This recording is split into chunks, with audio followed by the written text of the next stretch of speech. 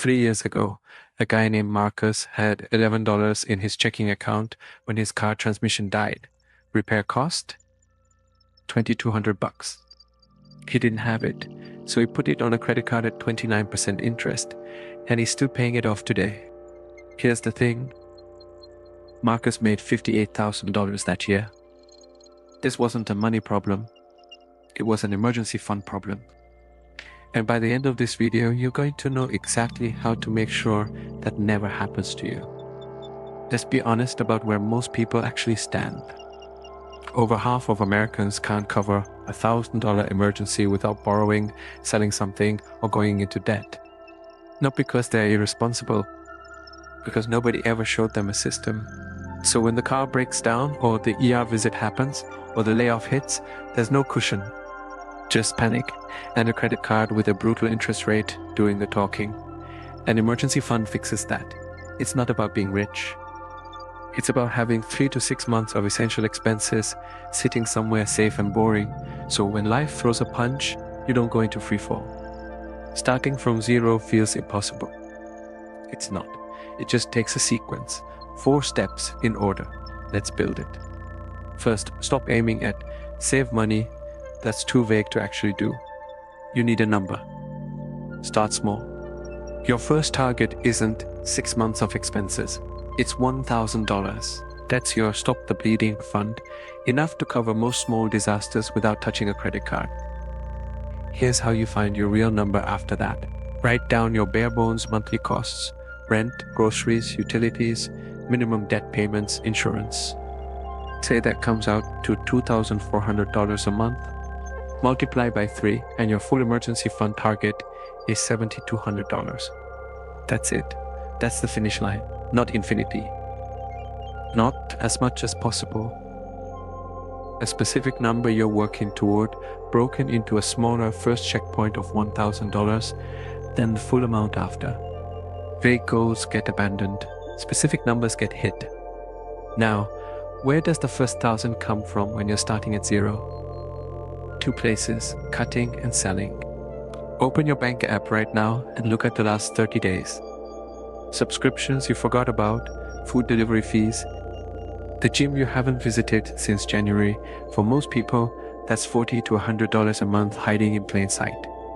Then look around your house. Old electronics, unused furniture, clothes with tags still on. Marcus, the guy from the intro, sold a barely used guitar and an old gaming console and pulled in $340 in one weekend. Combine the two. $100 a month in cuts, plus a couple hundred from selling stuff, and you've got your first $500 in under 30 days.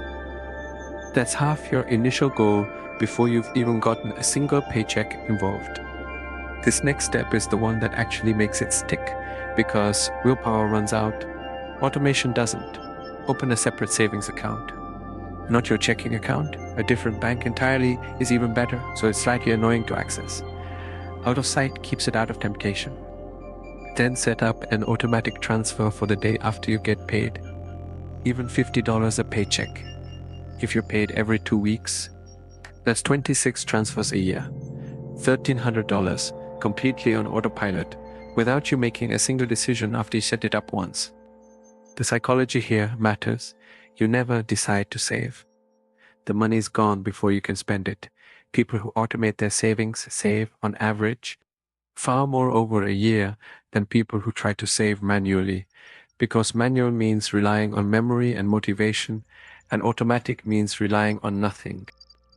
If your automation is running, accelerate it with money that wasn't part of your normal budget anyway. Tax refund, straight into the fund. Average refund last year was around $3,000. That alone could take you from your $1,000 starter fund to nearly halfway to a full $7,200. Work bonus, cash gift, side gig payment, selling something else. Any money that shows up outside your regular paycheck goes straight into that account before it touches your regular spending. This is how Marcus, 6 months after his transmission disaster, went from $0 to $4,000. $50 a paycheck, his tax refund, and selling stuff he didn't need. No lottery win, no sudden raise. Just a system running in the background of an ordinary life. That's the difference between hoping you'll be ready and knowing you will be. So here's your homework right now before you close this video. Open your banking app. Set up that separate savings account if you don't have one. And schedule one transfer, even if it's just $25 for your very next payday. That single action is the difference between the 58% of Americans who can't handle a $1,000 emergency and the version of you that handles it without blinking. If this helped, hit subscribe. I'm breaking down exactly how to fix your money one system at a time every single week. And drop a comment telling me your number, your 3-month target, because writing it down is the first step to actually hitting it. See you in the next one.